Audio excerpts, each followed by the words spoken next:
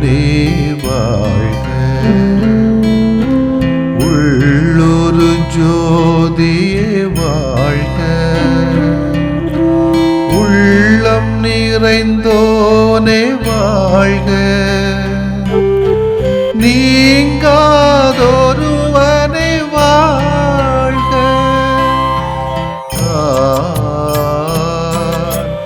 ஒளி பொருந்திய அழியாத ஆன்மா.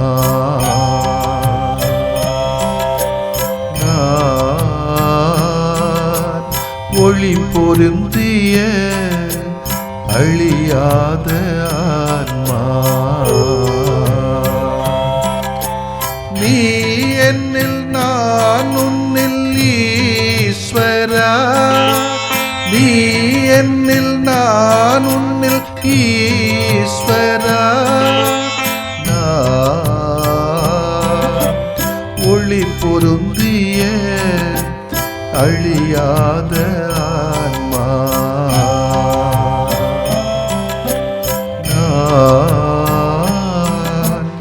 ஒளி பொருந்திய அழியாத ஆன்மா.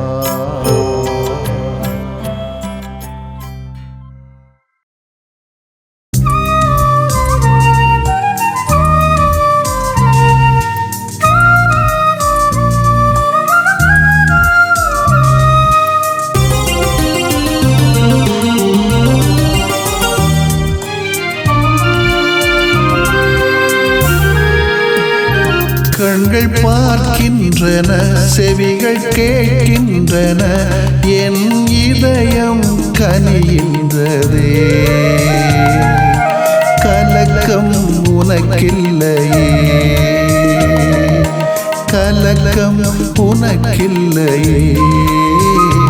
கண்கள் பார்க்கின்றன, செவிகள் கேட்கின்றன, என் இதயம் கனிகின்றதே. கலக்கம் உனக்கில்லையே, கலக்கம் உனக்கில்லையே.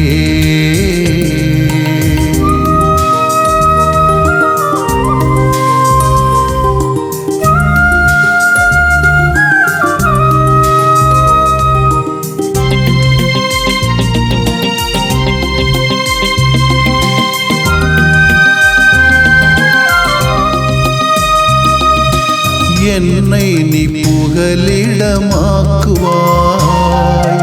உள்ளமதில் உறைவிடமாக்குவாய். என்னை நீ புகலிடமாக்குவாய், உள்ளமதில் உறைவிடமாக்குவாய். தீமைகள் உனை என்றும் தீண்டாது, தீமைகள் உனை என்றும் தீண்டாது. என்றும் உன்னை தாங்கும் இறைவன் நானே, என்றும் உன்னை தாங்கும் இறைவன் நானே. கண்கள் பார்க்கின்றன, செவிகள் கேட்கின்றன, என் இதயம் கனிகின்றதே.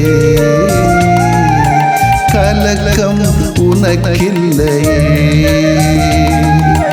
கலக்கம் உனக்கில்லையே.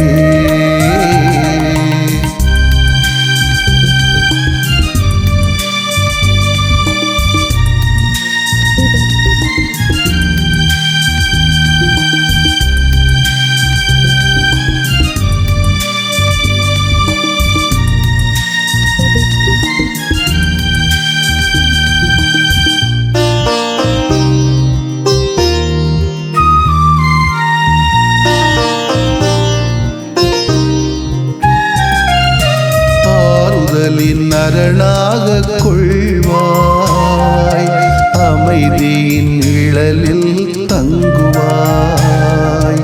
ஆறுதலில் அரணாக கொள்வாய், அமைதியின் நிழலில் தங்குவாய்.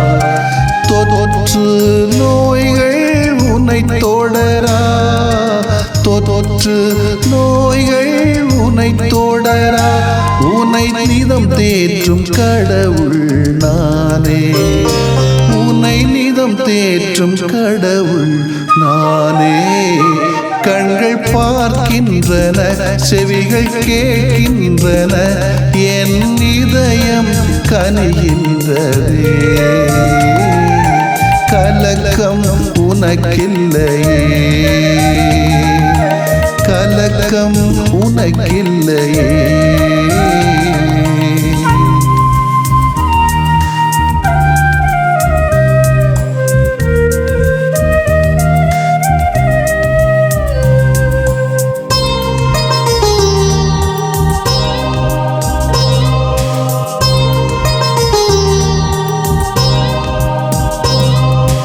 மன்றாடும் உனக்கு பதிலளிப்பேன், மீட்பின் பரிசாய் உனக்களிப்பேன். மன்றாடும் உனக்கு பதிலளிப்பேன், மீட்பின் பரிசாய் உனக்களிப்பேன். இரவின் தீயில்கள் தாக்காது, இரவின் தீயில்கள் தாக்காது, முழு நல வாழ்வின் தெய்வம் நானே. முழு நல வாழ்வின் தெய்வம் நானே. கண்கள் பார்க்கின்றன, செவிகள் கேட்கின்றன, என் இதயம் கனிகின்றதே. கலக்கம் உனக்கில்லையே, கலக்கம் உனக்கில்லையே. கண்கள் பார்க்கின்றன, செவிகள் கேட்கின்றன, என் இதயம் கனிகின்றதே. கலக்கம் உனக்கில்லையே, கலக்கம் உனக்கில்லையே, கலக்கம் உனக்கில்லையே.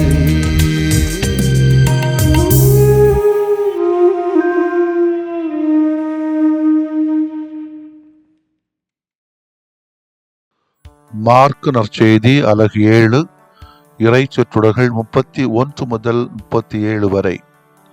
இயேசு தீர் பகுதியை விட்டு சீதோன் வழியாகச் சென்று தெக்கப்போலி பகுதி நடுவே வந்து கலிலேயா கடலை அடைந்தார். காது கேளாதவரும் திக்கி பேசுகின்றவருமான ஒருவரை சிலர் அவரிடம் கொண்டு வந்து அவர் மீது கை வைத்து குணமாக்குமாறு அவரை வேண்டிக் கொண்டனர். இயேசு அவரை கூட்டத்திலிருந்து தனியே அழைத்து சென்று தம் விரல்களை அவர் காதுகளில் இட்டு உமிழ்நீரால் அவர் நாவை தொட்டார். பிறகு வானத்தை அண்ணாந்து பார்த்து பெரும்பூச்சி விட்டு அவரை நோக்கி எப்பத்தா, அதாவது திறக்கப்படி என்றார். உடனே அவருடைய காதுகள் திறக்கப்பட்டன, நாவும் கட்டவிழ்ந்தது. அவர் தெளிவாக பேசினார்.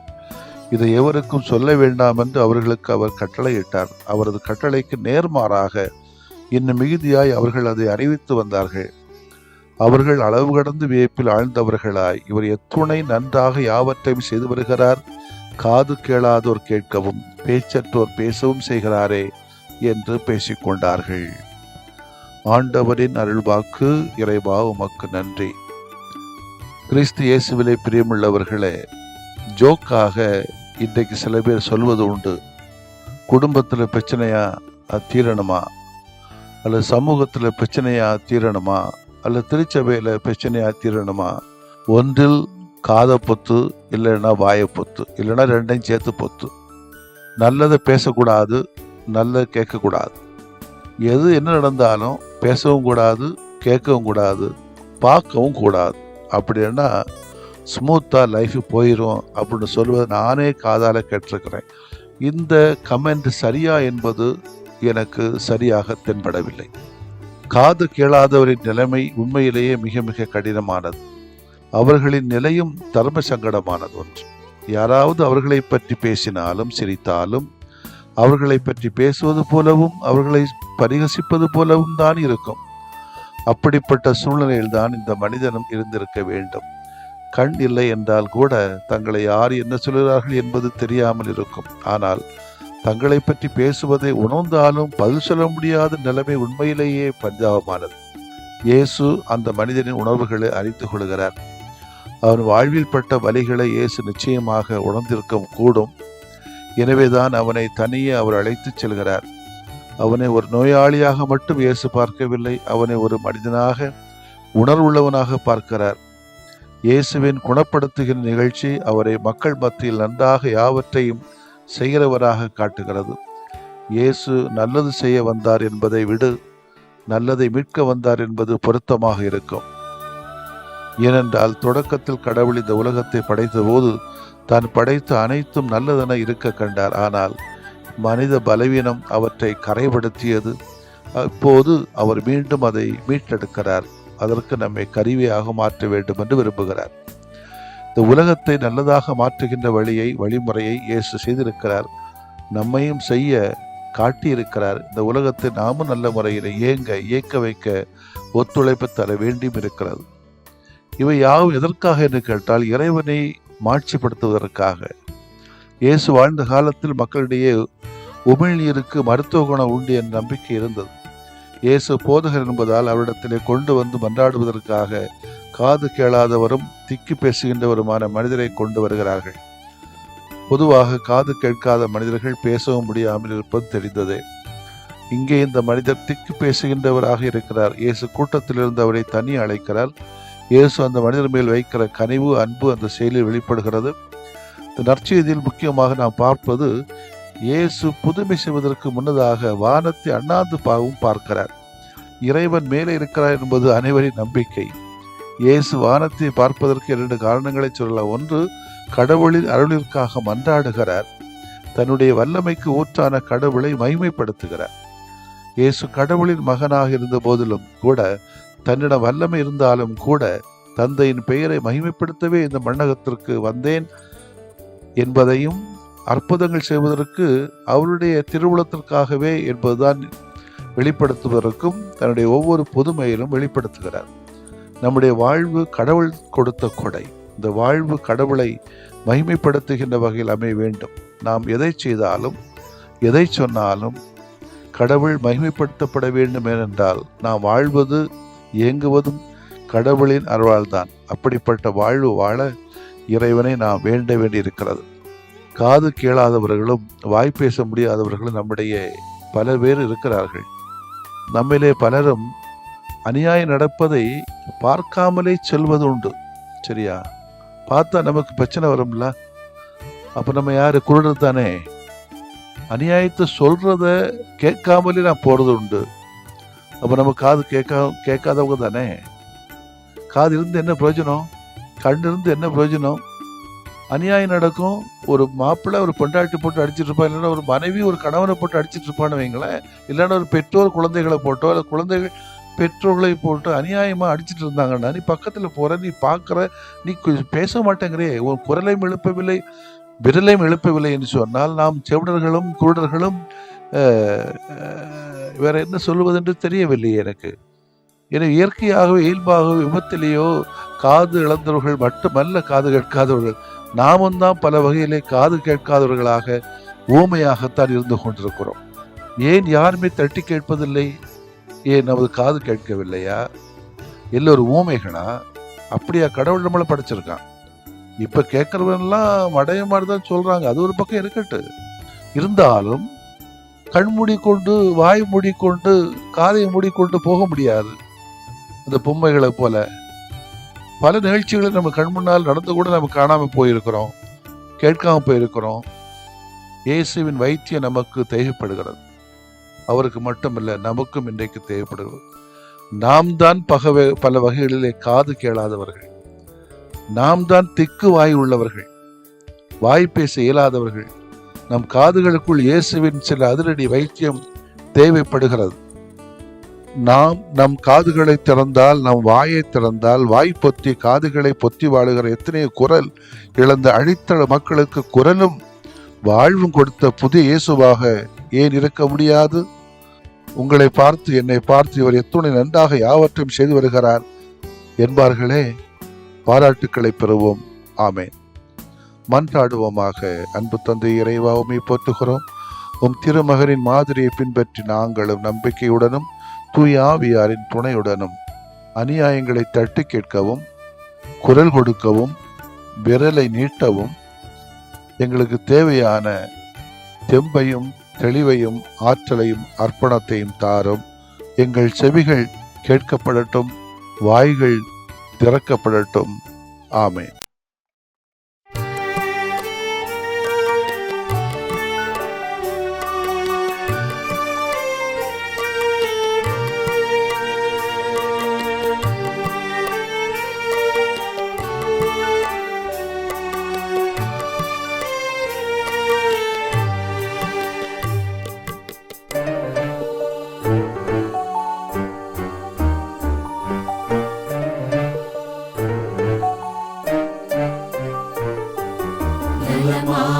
யாம் வாழ வரம் தாருமே, எம் நிலை மாற்றி உனில் வாழ நலம் தாருமே. நலமாக யாம் வாழ வரம் தாருமே, எம் நிலை மாற்றி உனில் வாழ நலம் தாருமே.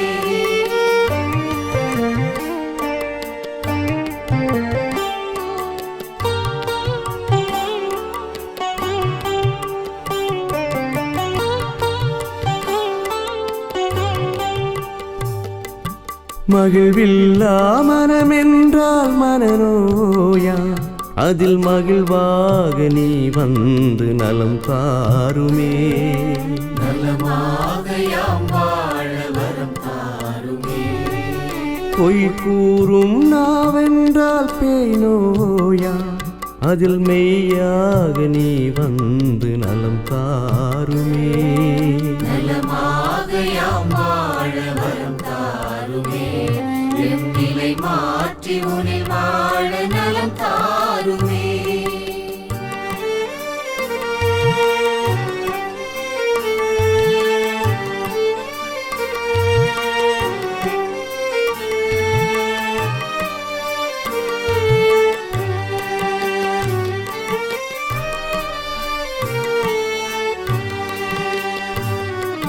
பாராட்டா பண்பென்றால் பகை நோயா, அதில் பண்பாக நீ வந்து நலம் தாருமே.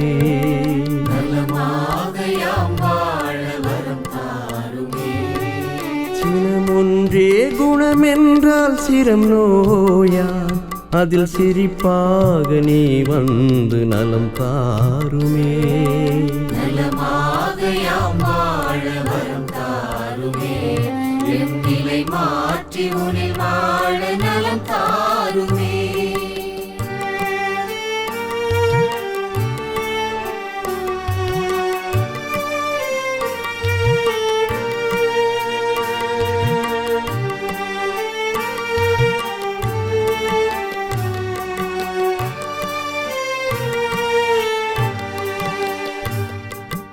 உழைக்காத உடல் என்றால் உயிர் நோயா, அதில் உழைப்பாக நீ வந்து நலம் தாருமே. நலமாக யாம் வாழ வரம் தாருமே. கனியாத உளமென்றால் கடும் நோயா, அதில் கனிவாக நீ வந்து நலம் தாருமே. நலமாக யாம் வாழ வரம் தாருமே, எம் நிலை மாற்றி உனில் வாழ நலம் தாருமே.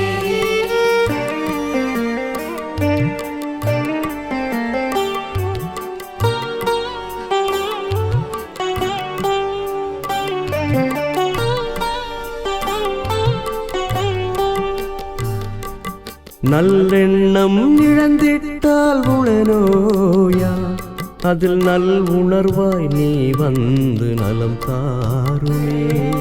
நலமாக யாம் வாழ வரம் தாருமே. நம்பிக்கை களைந்திட்டால் வாழ்வில்லையா, அதில் நலமாக்கும் நீ வந்து வாழ்வாகுமே. நலமாக யாம் வாழ வரம் தாருமே, எம் நிலை மாற்றி உனில் வாழ நலம் தாருமே.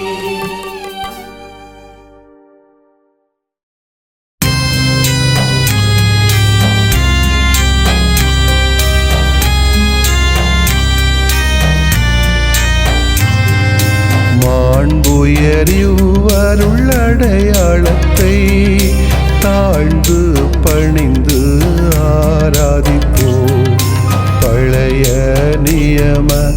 குறைகள் அனைத்தும் இனி மறைந்து முடிவு பெறுக. புதிய நியம முறைகள் வருக. புலன்களாலே மனிதன் இதனை அறிய இயலா. குறைகள் நீக்க நம்பிக்கையின் உதவி பெறுக.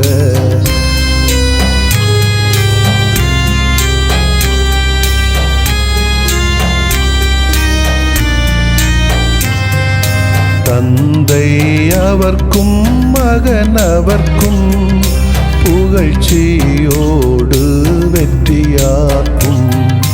மீட்பின் பெருமை மாட்சிமையோடு வலிமை வாழ்த்து யாவுமாக. இருவரிடமாய் வருகின்றவராம் தூய ஆவியானவர்க்கும்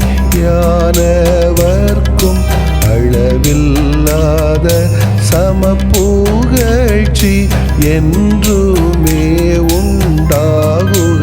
ஆமென்.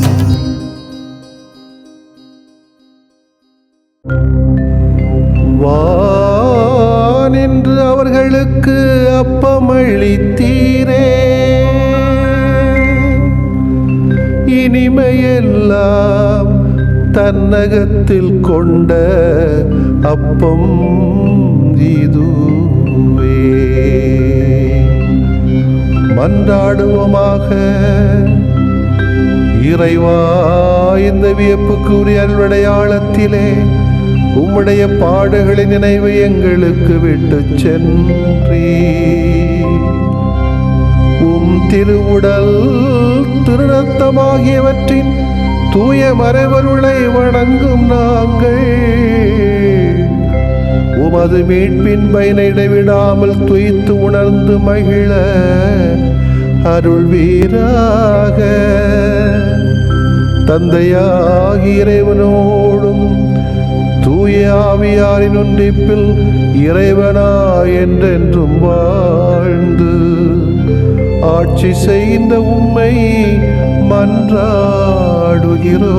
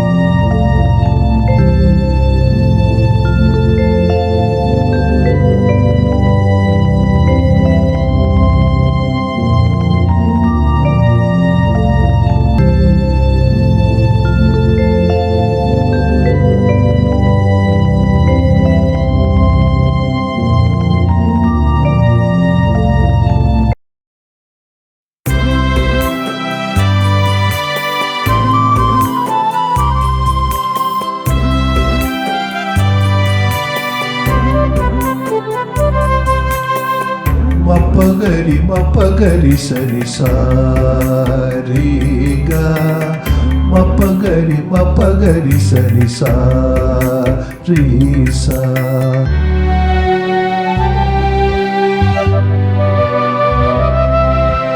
இதயமே இதயமே இயேசு இதயமே. இதயமே இதயமே இயேசு இதயமே. இரக்கமாயம் இதயம் ஆளும் இதயமே. இரக்கமாயம் இதயம் ஆளும் இதயமே. இதயமே இதயமே இயேசு இதயமே.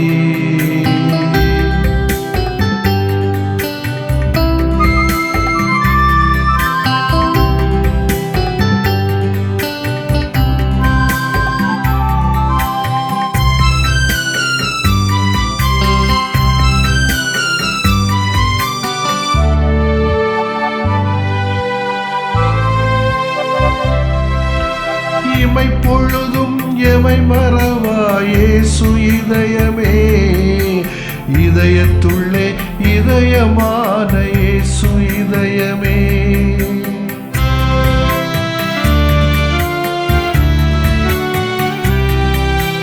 இமை பொழுதும் எமை மறவா இயேசு இதயமே, இதயத்துள்ளே இதயமான இயேசு இதயமே. சுமையெல்லாம் தான் சுமக்கும் இயேசு இதயமே, சுமையெல்லாம் தான் சுமக்கும் இயேசு இதயமே. சுடராக எமை மாற்றும் இயேசு இதயமே, இதயமே இதயமே இயேசு இதயமே.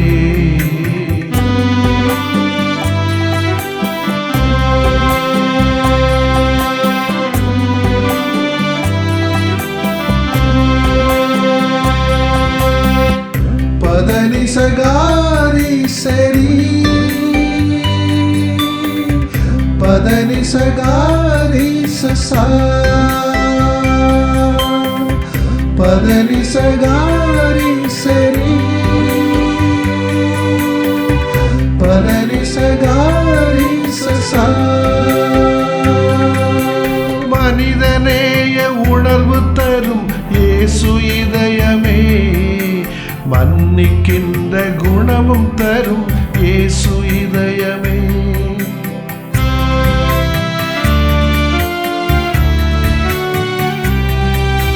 மனிதநேய உணர்வு தரும் இயேசு இதயமே, மன்னிக்கின்ற குணமும் தரும் இயேசு இதயமே. உலகெல்லாம் பாசம் பொழியும் இயேசு இதயமே, உலகெல்லாம் பாசம் பொழியும் இயேசு இதயமே.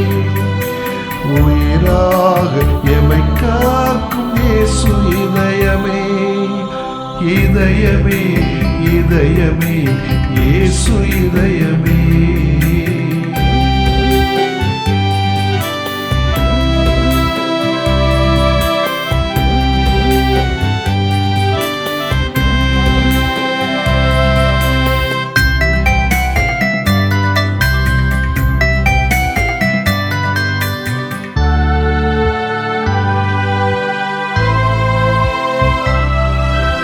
நீதி வழியில் நிதம் நடத்தும் இயேசு இதயமே, நிலையான நிம்மதி தரும் இயேசு இதயமே.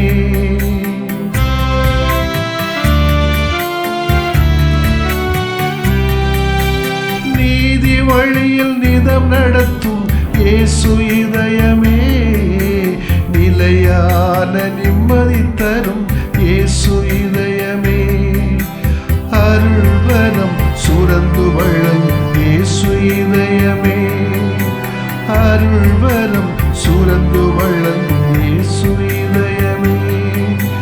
அகலாது எமை நடத்தும் இயேசு இதயமே, இதயமே இதயமே இயேசு இதயமே, இதயமே இதயமே இயேசு இதயமே. இரக்கமாயம் இதயம் ஆளும் இதயமே, இரக்கமாயம் இதயம் ஆளும் இதயமே. இதயமே இதயமே இயேசு இதயமே.